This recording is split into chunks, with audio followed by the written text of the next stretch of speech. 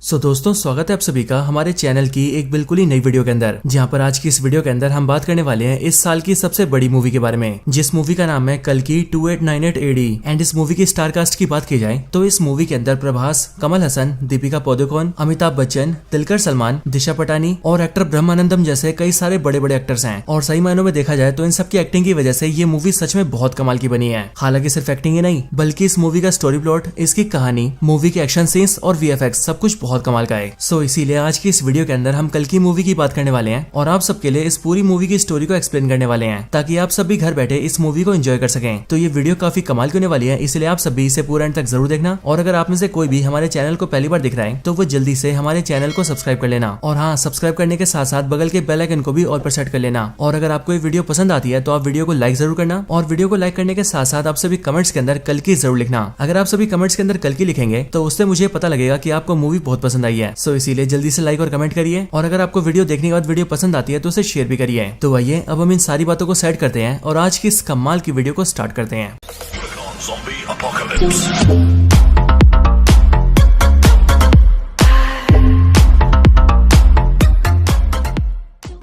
तो कल्कि मूवी की स्टार्टिंग होती है आज से कई हजार साल पहले से, बिल्कुल उस टाइम से जिस टाइम पर महाभारत का वॉर चल रहा था। और इसीलिए महाभारत के वॉर के अंदर हम ये देखते हैं कि पांडवों की सेना ने कौरवों की सेना को हरा दिया होता है। इसीलिए अश्वत्थामा को छोड़कर बाकी सारे लोग मारे जाते हैं। एंड यहीं पर हम ये देखते हैं कि महाभारत के टाइम में अश्वत्थामा और कोई नहीं बल्कि अमिताभ बच्चन होते हैं। वॉर के अंदर अश्वत्थामा जब ये देखते हैं कि पांडवों ने न सिर्फ उनके सारे दोस्तों कौरवों को मार दिया है, बल्कि उसके साथ ही पांडवों ने मिलकर उनके फादर द्रोणाचार्य को भी मार दिया है। और इसीलिए ये सारी चीजें देखकर अश्वत्थामा को बहुत गुस्सा आता है एंड वो सीधा ब्रह्मास्त्र को समन करता है। और क्योंकि इस टाइम पर अर्जुन के बेटे अभिमन्यु की वाइफ प्रेग्नेंट होती है, इसलिए अश्वत्थामा अपने ब्रह्मास्त्र से सीधा उस पर अटैक करता है, जिसके बाद ही अभिमन्यु की वाइफ के पेट में जो बच्चा होता है वो ब्रह्मास्त्र के अटैक से मारा जाता है। अब इस चीज को भगवान श्री कृष्ण देखते हैं एंड इसीलिए इस चीज को देखकर लॉर्ड कृष्णा को बहुत गुस्सा आता है। और इसीलिए पहले तो वो अश्वत्थामा को काफी बीट करते हैं एंड फिर उसके बाद ही वो अश्वत्थामा को श्राप देते हैं कि अब उसे ना चाहते हुए भी जिंदा रहना पड़ेगा और वो बेशक से मरने की भीख मांगेगा, लेकिन तब भी वो जिंदा रहेगा और जब तक पूरा कलयुग खत्म नहीं होता तब तक उसकी सांसें चलेंगी। लेकिन श्राप मिलने के बाद ही अश्वत्थामा को ये रियलाइज होता है कि उसने बहुत ही बड़ी गलती कर दी है एंड इसीलिए वो लॉर्ड कृष्णा से कहता है कि अब वो अपनी गलती समझ चुका है, इसीलिए वो पश्चाताप करना चाहता है। और फिर ये सुनकर ही लॉर्ड कृष्णा उसे पश्चाताप करने का मौका देते हैं। यहीं पर ही लॉर्ड कृष्णा अश्वत्थामा को बताते हैं कि अब आने वाला जो युग है वो है कलयुग, और उसी कलयुग के अंदर कली होगा जो कि एक बहुत ही पावरफुल डीमन होगा और वो दुनिया को बर्बाद करके रख देगा। लेकिन फिर उसी को मारने के लिए भगवान श्री कृष्ण जन्म लेंगे, वो भी कल्कि अवतार के अंदर। लेकिन हाँ, जब कल्कि अवतार जिस माता के जरिए जन्म ले रहे होंगे, कल्कि उसी माता को जन्म लेने से रोकेगा ताकि कल्कि का जन्म ना हो सके। और इसीलिए उसी टाइम पर अश्वत्थामा को उनकी मदद करनी होगी और ये मेक श्योर करना होगा कि कल्कि अवतार का जन्म हो। अब ये सब होने के बाद ही 6000 साल बीत जाते हैं और 6000 साल बीतने के बाद ही कहानी प्रेजेंट में आती है। कहानी के प्रेजेंट टाइम में आने के साथ ही हम ये देखते हैं कि महाभारत वॉर के खत्म होने के साथ ही कलयुग की शुरुआत हो गई थी। और इसीलिए इस कलयुग के अंदर जितने भी लोगों ने जन्म लिया है उन सभी लोगों ने खुद को काफी ज्यादा इवॉल्व किया, वो काफी ज्यादा डेवलप हुए और उन्होंने बहुत ही एडवांस टेक्नोलॉजी भी बना ली। और सिर्फ यही नहीं बल्कि अपने अपने बचाव के लिए उन सब ने काफी पावरफुल और एडवांस वेपन्स भी क्रिएट किए। लेकिन अब क्योंकि कलयुग के इंसानों के अंदर बहुत ज्यादा गुस्सा और नफरत है, इसीलिए अपने गुस्से और नफरत के चलते वो सब आपस में लड़ने लगे, जिसके रिजल्ट में उन सबके बीच वॉर छिड़ गई। एंड उन सारी वॉर्स के अंदर उन्होंने ना सिर्फ एक दूसरे को मारा बल्कि एक दूसरे को मारने के साथ ही उन्होंने पूरी दुनिया को भी बर्बाद कर दिया। इसीलिए प्रेजेंट टाइम के अंदर हम ये देखते हैं कि अब पूरी दुनिया डिस्ट्रॉय हो चुकी है और इसीलिए पूरी दुनिया के अंदर सिर्फ एक ही ऐसा शहर है जो कि इस टाइम पर जीने लायक है, और उस शहर का नाम है काशी, जो कि इंडिया के अंदर है। इसके साथ ही यहीं पर हम ये भी जानते हैं कि असल में काशी दुनिया का पहला शहर भी है, यानी कि जब मानव सभ्यता बसना शुरू हुई थी तब उस टाइम पर काशी सबसे पहले बसाया गया था। यहाँ पर हमें पता लगता है कि काशी शहर को छोड़कर पूरी दुनिया के अंदर ऐसा कोई भी शहर नहीं है जो कि जीने लायक है, क्योंकि वो सारी जगह बर्बाद हो चुकी है। हालांकि यहाँ पर हम ये भी जानते हैं कि काशी के अलावा एक और ऐसा शहर है जो कि जीने लायक है और उस शहर का नाम है शंबाला। लेकिन हाँ, मूवी के अंदर बहुत ही कम लोग ये जानते हैं कि शंबाला शहर कहाँ पर है, स्पेशली इसके बारे में सिर्फ वही लोग जानते हैं जो कि शंबाला में रहते हैं। अब मैं आप सबको इन रियलिटी बताऊं तो एक्चुअल रियलिटी के अंदर शंबाला नाम का कोई शहर नहीं है। लेकिन हाँ, अगर बुद्धिस्ट रिलीजन की माने तो बुद्धिस्ट लोग ऐसा मानते हैं कि शंबाला नाम का एक शहर एग्जिस्ट करता है और उनकी मान्यताओं के मुताबिक ये शहर हिमालयस के अंदर है, बट एक्चुअल में इसके बारे में कोई नहीं जानता है। और इसीलिए जिस तरह से इन रियलिटी शंबाला एग्जिस्ट करता है, ठीक उसी तरह से इसे मूवी में भी दिखाया गया है, क्योंकि मूवी में भी शंबाला शहर के बारे में कोई भी नहीं जानता है और ये भी एक छुपी हुई शहर है जिसका लोकेशन बहुत कम लोगों को पता है। अब काशी शहर के अंदर हम ये देखते हैं कि काशी के अंदर कई सारे लोग हैं और उन सब में से कुछ लोग अमीर हैं और बाकी सब लोग गरीब हैं, और इसीलिए जो भी लोग गरीब हैं उनकी जिंदगी बहुत बुरी है। इसके साथ ही काशी शहर के मिडिल एरिया के अंदर एक कॉम्प्लेक्स नाम की बहुत बड़ी जगह है जो कि देखने में एक उल्टे से ट्रायंगल जैसा दिखता है, लेकिन ये कॉम्प्लेक्स नाम का ऑब्जेक्ट काफी ज्यादा बड़ा है और इसके अंदर खाना, साफ पानी, साफ एयर, अच्छे कपड़े, अच्छे घर पेड़ पौधे, साफ नदियाँ, साफ जंगल और इस तरह की सारी चीजें हैं। एंड इसीलिए जो भी अमीर लोग हैं वो सब लोग इसके अंदर रहते हैं। हालांकि इस कॉम्प्लेक्स को काफी सिस्टमेटिकली तरीके से चलाया जाता है और जो इस पूरे कॉम्प्लेक्स को रूल करता है उसे सुप्रीम कहा जाता है। पूरा नाम कहे तो सुप्रीम यास्किन। अब ये जो सुप्रीम यास्किन है ये ना सिर्फ पूरे कॉम्प्लेक्स को रूल करता है बल्कि इसके साथ ही सब कुछ को मैनेज करने के लिए इसके पास खुद की आर्मी भी है, जिस आर्मी के सोल्जर्स इसके कहने पर सारे काम करते हैं। और इन सारी आर्मी को मैनेज करने के लिए इसके पास एक कमांडर भी है जो कमांडर ही आर्मी को ऑर्डर्स देता है। इसके साथ ही हम ये भी जानते हैं कि पूरे कॉम्प्लेक्स से लेकर पूरे काशी शहर के अंदर कोई डॉलर या फिर रुपीस जैसी करेंसी नहीं चलती, बल्कि यहाँ पर जो चलता है उसे यूनिट्स कहते हैं और ये यूनिट्स ही यहाँ के पैसे के बराबर है। और इसीलिए जो भी रिच आदमी इस कॉम्प्लेक्स के अंदर रहना चाहता है उसे यहाँ पर आने के लिए 1 मिलियन यूनिट्स देने पड़ते हैं। यानी कि सिंपली 1 मिलियन यूनिट्स दीजिए और फिर उसके बाद से आप कॉम्प्लेक्स के अंदर रह सकते हैं। लेकिन 1 मिलियन यूनिट्स का मतलब है 10 लाख यूनिट्स और इतने ज्यादा यूनिट्स किसी गरीब आदमी के पास नहीं है, इसीलिए उन सबको कॉम्प्लेक्स के बाहर रहना पड़ता है। लेकिन हाँ, वो सब भी कॉम्प्लेक्स के अंदर जाने का सपना जरूर देखते हैं। अब इसके बाद ये एंट्री होती है हमारी मूवी के मेन हीरो की, यानी कि रेबल स्टार प्रभास की, जिनके कैरेक्टर का इस मूवी के अंदर नाम है भैरवा।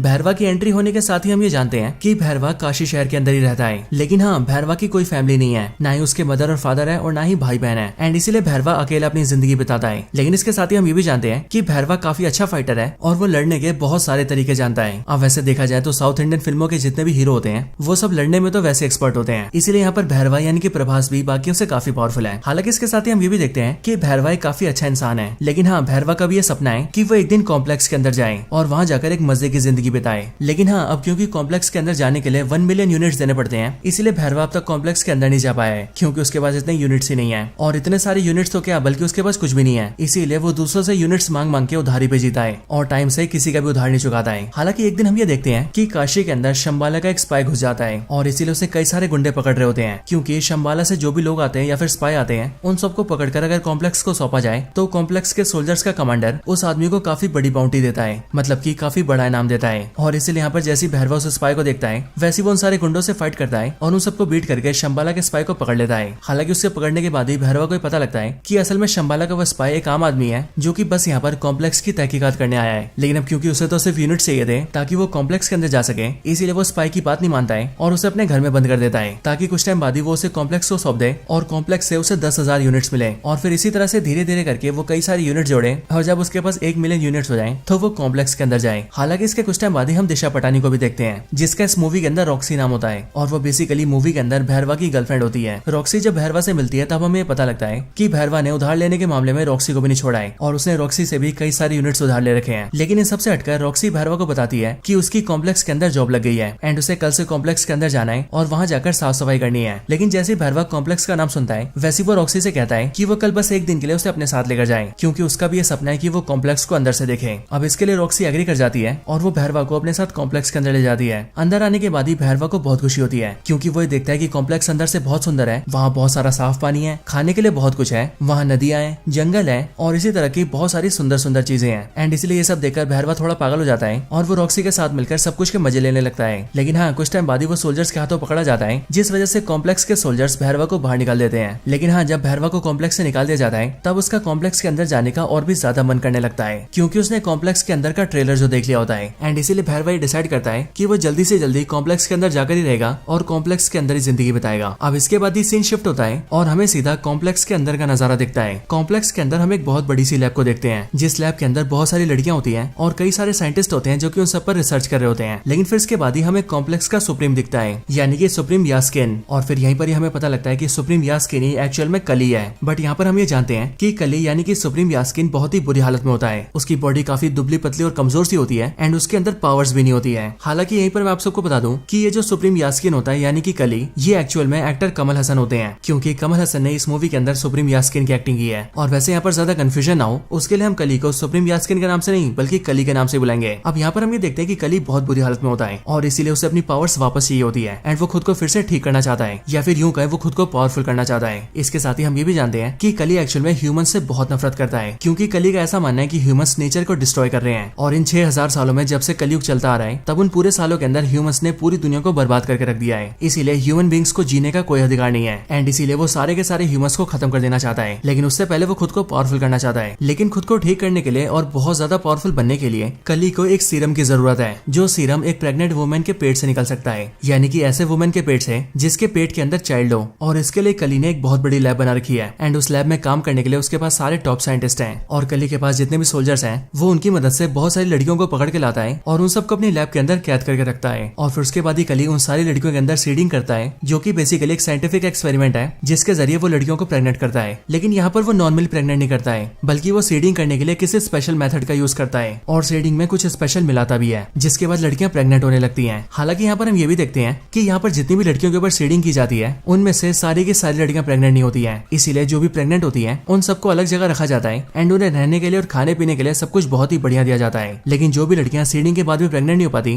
उन सबको लैब के अंदर स्लेव बनाया जाता है, यानी कि गुलाम। और फिर वही सारी स्लेव लड़कियां सभी प्रेग्नेंट हुई लड़कियों की सेवा करती हैं और जो भी उन्हें हेल्प चाहिए होती है वो सारी हेल्प भी करती हैं। हालांकि यहीं पर हम ये भी जानते हैं कि कली को जिस सीरम की जरूरत है वो सीरम उसी प्रेग्नेंट लड़की के पेट से निकल सकता है जो कि 121 डेज से ज्यादा टाइम से प्रेग्नेंट हो, यानी कि वो कम से कम 4 महीने के प्रेग्नेंट हो। लेकिन यहाँ पर हम ये देखते हैं कि कली की सीडिंग की वजह से यहाँ लैब में जितनी भी लड़कियों को प्रेग्नेंट किया जाता है वो सभी लड़कियां 90 या फिर 91 डेज से ज्यादा जी नहीं पाती हैं, मतलब कि उन सबकी 3 महीने में ही मौत होने लगती है। लेकिन तब भी कली लगातार लड़कियों के ऊपर सीडिंग करवाता रहता है ताकि एक ना एक दिन उसे ऐसी लड़की मिले जो कि 121 डेज से ज्यादा टाइम तक प्रेग्नेंट हो, और जिस दिन ऐसा हुआ उस दिन उसे सीरम मिल जाएगा। अब इन सब के बाद यहीं पर ही हम दीपिका पादुकोण को देखते हैं जो कि लैब के अंदर कैप्चर की हुई लड़कियों में से एक होती है। लेकिन हाँ, यहाँ पर हम ये देखते हैं कि दीपिका पादुकोण प्रेग्नेंट नहीं होती है, बल्कि वो उन लड़कियों में से एक होती है जो कि सीडिंग के बाद भी प्रेग्नेंट नहीं हो पाई थी एंड इसीलिए वो यहाँ पर एक स्लेव की तरह काम करती है और जो भी प्रेग्नेंट है उन सबकी हेल्प करती है। इसके साथ ही हमें ये भी पता लगता है कि दीपिका पादुकोण जब बहुत छोटी थी तब उसी टाइम पर उसके पेरेंट्स ने उसे कॉम्प्लेक्स के अंदर भेज दिया था, इसीलिए वो बचपन से यहाँ पर है। इसके साथ ही उसका जो नाम है वो यहाँ पर सम 80 रखा गया है, यानी कि SUM सम और 80। हालांकि कुछ दिनों के बाद ही हम ये देखते हैं कि एक्चुअल में दीपिका पादुकोण यानी कि सम 80 प्रेग्नेंट है और उसे प्रेग्नेंट हुए टोटल 5 महीने हो चुके हैं, यानी कि 150 डेज से भी ज्यादा। और सच में ये बहुत ही बड़ी बात थी,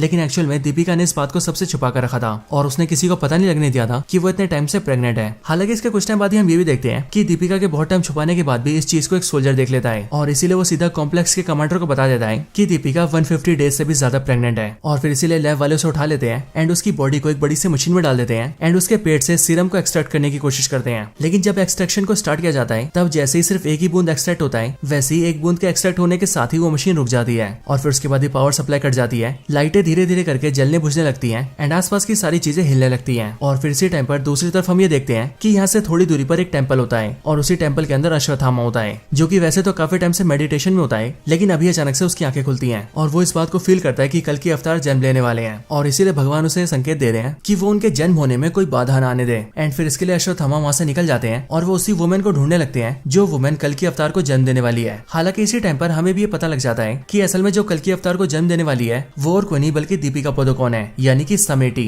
इसके बाद ही हम कॉम्प्लेक्स में देखते हैं जहाँ पर सिर्फ एक बूंद सीरम के निकलने के बाद ही एक्सट्रैक्शन रुक गया था। लेकिन फिर इसके अगले पल ही हम ये देखते हैं कि जिस मशीन के अंदर दीपिका होती है उसी मशीन के अंदर उसकी एक फ्रेंड आ जाती है जो कि दीपिका की तरह ही एक स्लेव थी और वो दीपिका को वहाँ से निकाल लेती है एंड वो एक खुफिया रास्ते से होते हुए काफी नीचे आ जाती है। वहाँ पर आने के बाद ही वो दीपिका को बताती है कि वो असल में शंबाला की एक स्पाई है एंड वो पिछले 2 सालों से कॉम्प्लेक्स के अंदर है और यहाँ आकर वो सारी इन्फॉर्मेशन इकट्ठा कर रही है ताकि वो इन सब के बारे में शंबाला शहर के अंदर बता सके। नीचे लाने के बाद ही वो दीपिका को गेट के पास ले आती है और वो दीपिका को बताती है कि यहाँ पर एक खुफिया गेट है जहाँ से वो लोग कॉम्प्लेक्स से बाहर निकल सकते हैं। इसके साथ ही वो ये भी बताती है कि उसने अपने कुछ दोस्तों को सिग्नल देकर वहाँ पर बुला लिया है और इसलिए वो ये चाहती है कि दीपिका वहाँ से निकल जाए, जिसके बाद उसके दोस्त उसे सीधा शंबाला ले जाएंगे और वहाँ पर वो सुरक्षित रहेगी। हालांकि दीपिका उससे ये पूछती है कि वो आखिर ये सब क्यों कर रही है, जिस पर वो दीपिका को बताती है कि असल में शंबाला एक काफी पवित्र शहर है एंड वहाँ पर हम सबका ये मानना है कि एक औरत भगवान को जन्म देगी, यानी कि कल की अवतार को, जिसके बाद ही वो कल की अवतार सारे इंसानों का भला करेंगे और इसी उम्मीद पर हमारा पूरा शंबाला शहर जी रहा है। एंड मुझे ऐसा लगता है कि तुम ही वो औरत हो जो कि भगवान को जन्म देने वाली है, इसीलिए मेरा कर्तव्य है कि मैं तुम्हारी जान बचाऊं। इसके बाद ही वो दीपिका से कहती है कि वो यहाँ से बाहर निकल जाए और उसके पीछे सोल्जर्स ना आए, इसीलिए उन्हें रोकने के लिए वो यहाँ पर रुकेगी। ये सुनकर दीपिका वहाँ से बाहर आ जाती है और बाहर आने के बाद ही वो देखती है कि उसके सामने शंबाला के 3 और एजेंट्स होते हैं जो कि दीपिका को ले जाने के लिए एक बड़ी सी गाड़ी लेकर आए होते हैं। वो तीनों जल्दी से दीपिका को बिठाते हैं और उसे लेकर वहाँ से निकल जाते हैं और जल्दी से जल्दी शंबाला पहुंचने की कोशिश करते हैं। हालांकि इसके बाद ही हम कॉम्प्लेक्स में ही देखते हैं कि कमांडर को ये पता लग जाता है कि सम 80 वहाँ से निकल चुकी है और इसीलिए वो अपने सारे सोल्जर्स को उसके पीछे लगाता है एंड सबसे ये कहता है कि वो उसे पकड़ कर लेकर आए। इसके साथ ही वो शहर के अंदर भी अनाउंस कर देता है कि जो भी सम 80 को पकड़ कर लाएगा उसे इनाम के तौर पर 5 मिलियन यूनिट्स मिलेंगे। एंड इसलिए यहाँ पर हम ये देखते हैं कि इस वाले ऑफर को भैरवा भी देखता है और इसीलिए वो सोचता है कि अगर उसने सम 80 को पकड़ लिया तो उसे 5 मिलियन यूनिट्स मिलेंगे एंड देन उसके बाद वो बड़े आराम से कॉम्प्लेक्स के अंदर जा पाएगा और इसलिए वो भी दीपिका की यानी कि सम 80 की तलाश में निकल जाता है। इधर जो 3 लोग दीपिका को शंबाला लेकर जा रहे थे हम उनके बारे में भी जानते हैं एंड यहाँ पर हमें पता लगता है कि इनके नाम वीरान और कायरा होते हैं एंड इन दोनों के साथ इनका एक और साथी होता है। और यहाँ पर हम ये भी देखते हैं कि यहाँ पर कायरा दीपिका से उसका नाम पूछती है, जिस पर वो उसे बताती है कि उसका नाम सम 80 है, पर फिर वो दीपिका से कहती है कि उसे उसका नाम सम 80 नहीं रखना चाहिए बल्कि इससे इससे बढ़िया उसे उसका नाम सुमति रखना चाहिए। और फिर यहीं से हम ये देखते हैं कि दीपिका अपना नाम समिति नहीं बल्कि सुमति रख लेती है। हालांकि इसके कुछ टाइम बाद ही हम ये देखते हैं कि कॉम्प्लेक्स के सोल्जर इन्हें ढूंढ लेते हैं और इसीलिए वो लोग इन पर अटैक कर देते हैं और सुमति को वहां से ले जाने की कोशिश करते हैं। पर फिर उसी टाइम पर यहाँ पर एंट्री होती है अश्वत्थामा की, यानी कि अमिताभ बच्चन की, जो कि यहाँ पर जैसे आते हैं वैसे वो सारे सोल्जर्स को बीट कर देते हैं और इन सबको पेल पाल के वो सुमति को बचा लेते हैं। एंड वो सुमति से ये भी कहते हैं कि अब से वही उसकी हिफाजत करेंगे क्योंकि वो बहुत ही जल्दी भगवान को जन्म देने वाली है। हालांकि इसके कुछ टाइम बाद ही हम ये देखते हैं कि वहाँ पर भैरवा भी आ जाता है जिसने की सुमति को ढूंढ लिया होता है और इसीलिए यहाँ पर आने के बाद ही वो सुमति को ले जाने की कोशिश करता है, जिस वजह से भैरवा और अश्वत्थामा दोनों के बीच फाइट होती है। एंड इसी फाइट में अश्वत्थामा भैरवा को पटक देता है और उसे बुरी तरह से हरा देता है, जिसके बाद वो सब लोग सुमति को लेकर सीधा शंबाला निकल जाते हैं। इधर दूसरी साइड जैसी कमांडर को पता लगता है कि सोल्जर्स को सुमति मिली थी, वैसे वो अपने कई और सोल्जर्स के साथ मिलकर सीधा उसी जगह पर आ जाता है जहाँ पर भैरवा और अश्वत्थामा की फाइट हुई थी।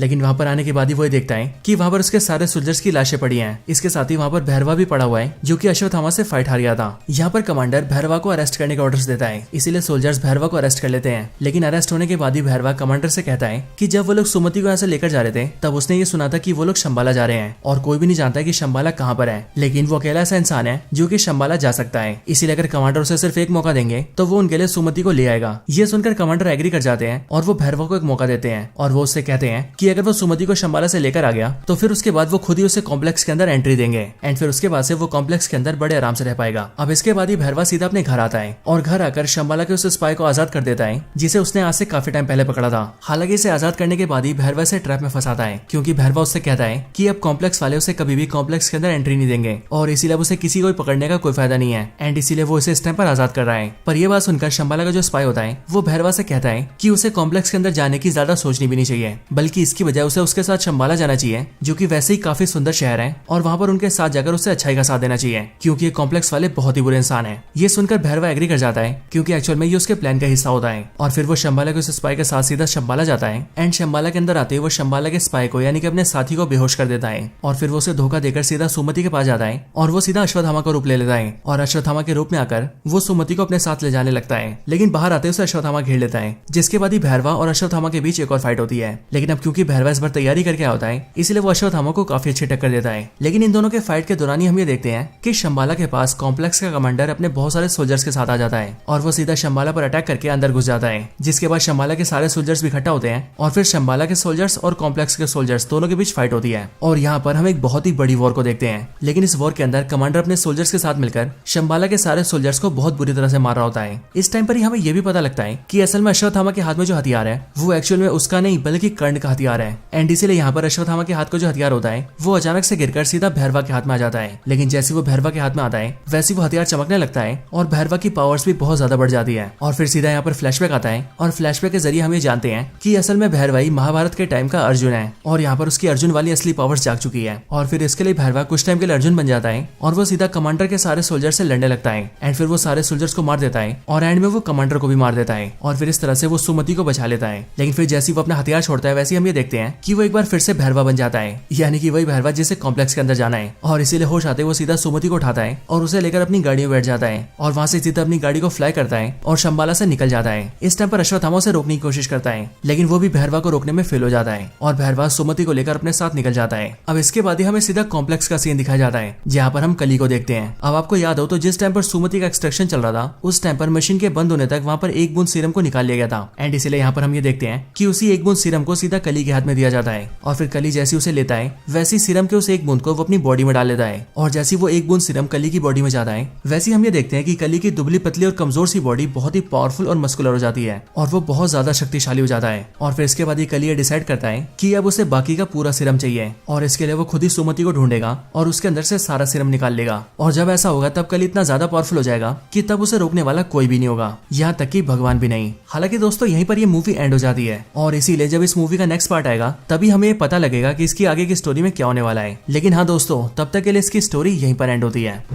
सो दोस्तों यही थी वीडियो कल की मूवी के ऊपर। आप सबको इस मूवी की स्टोरी और हमारी वीडियो कैसी लगी ये आप मुझे कमेंट्स के अंदर जरूर बताना और अगर आप सभी का कोई और रिकमेंडेशन हो तो आप वो भी मुझे कमेंट्स के अंदर बता सकते हैं। बाकी वीडियो पसंद आई हो तो इसे लाइक जरूर करें और कमेंट्स के अंदर भी कल की जरूर लिखें। आप वीडियो को लाइक और कमेंट जरूर करना क्योंकि जब आप वीडियो को लाइक करेंगे और कमेंट्स के अंदर कल्कि लिखेंगे तब हमें भी ये पता लगेगा कि आप सबको वीडियो बहुत पसंद आई है। और हाँ, अगर आपको सच में वीडियो ज्यादा पसंद आई हो तो आप वीडियो को लाइक और कमेंट करने के साथ साथ वीडियो को शेयर भी कर देना, ताकि आपके साथ साथ आपके सारे दोस्त भी इस वीडियो को देखकर मूवी की स्टोरी जान पाएं। और हाँ, अगर आपको इसके अलावा हमारे चैनल की कोई और ऐसी वीडियो देखनी हो तो आप सिंपली हमारे चैनल को चेकआउट कर सकते हैं, या फिर मैंने कई सारी वीडियोस के लिंक डिस्क्रिप्शन में भी दिए हुए हैं। आपका जो मन करे आप वो वाली वीडियो देख सकते हैं और मुझे उम्मीद है कि आपको वो सारी वीडियोस बहुत पसंद आएंगी। तो बस आज की इस वीडियो में इतना ही। इस वीडियो को यहीं पर एंड करते हैं। मैं मिलता हूँ आपसे ऐसी किसी और बेहतरीन वीडियो में। तब तक के लिए गुड बाय।